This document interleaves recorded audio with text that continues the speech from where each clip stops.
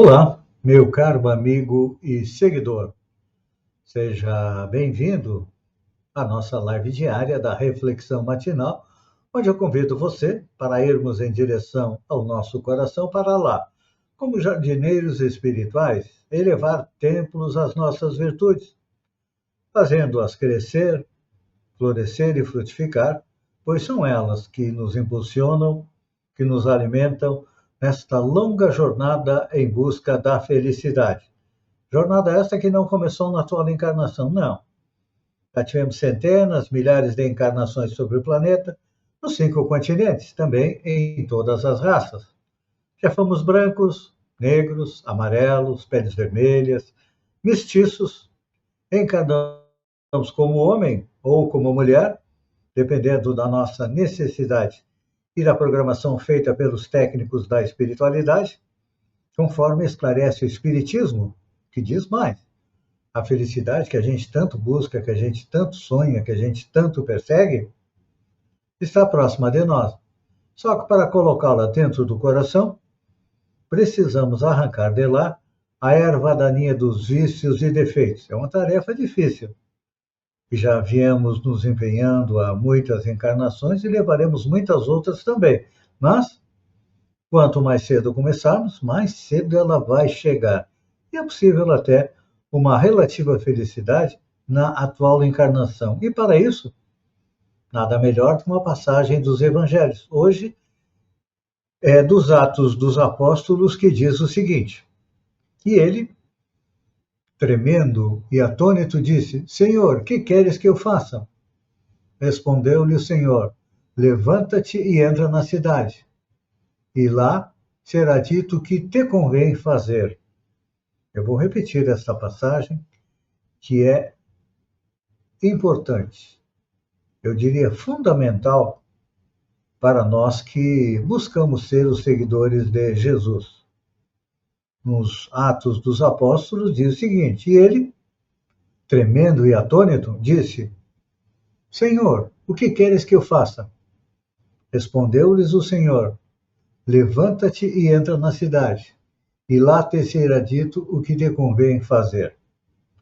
Esta passagem, ela se refere ao encontro de Saulo de Tarso, o rabino orgulhoso,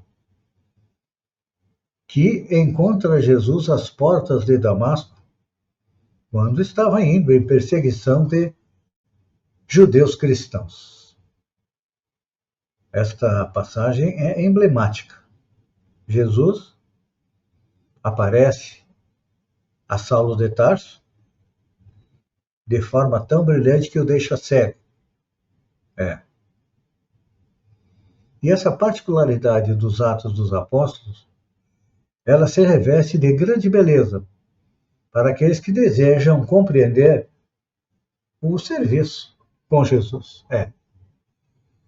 Se o Mestre aparecera ao rabino apaixonado de Jerusalém, no esplendor da luz divina e imortal, se lhe dirigia palavras diretas, inolvidáveis ao coração, por que não terminou o esclarecimento?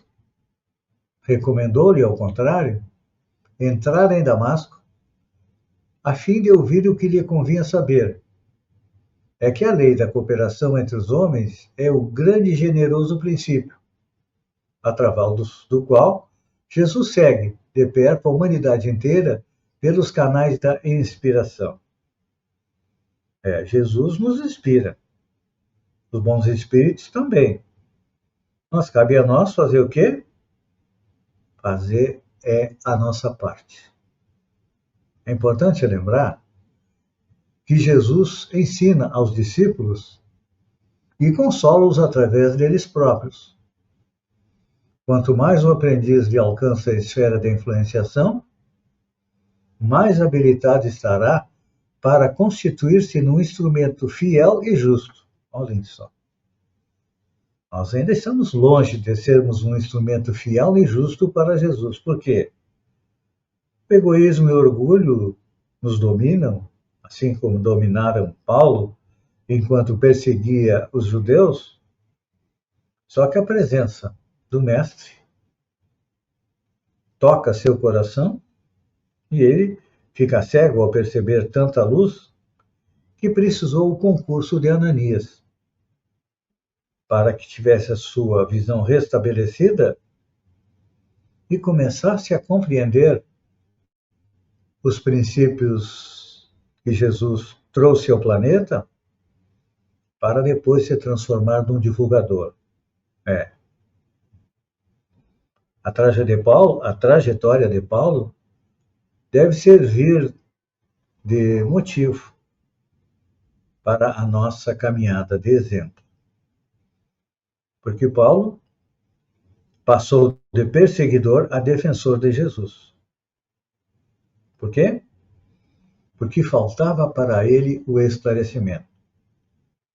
O esclarecimento iniciou com a presença de Jesus diante dele, precisou da cooperação de Ananias para que ele retomasse a visão e que lhe entregasse alguns pergaminhos com os escritos de Jesus para que ele estudasse e meditasse. Depois do encontro com Jesus, Paulo passou alguns anos, 3 anos, estudando as palavras do Mestre, o exemplo do Mestre, para depois se apresentar aos apóstolos em Jerusalém, para pedir permissão para divulgar o Evangelho do Mestre aos gentios, ou seja, a toda a humanidade. De todos os apóstolos, aquele que tinha uma visão globalista dos ensinos de Jesus foi Paulo. E essa lição, ela deve ser bem aproveitada por aqueles que nós esperamos que a morte nos leve a mundos superiores, sem que nada tenhamos feito efetivamente para merecer essa transferência.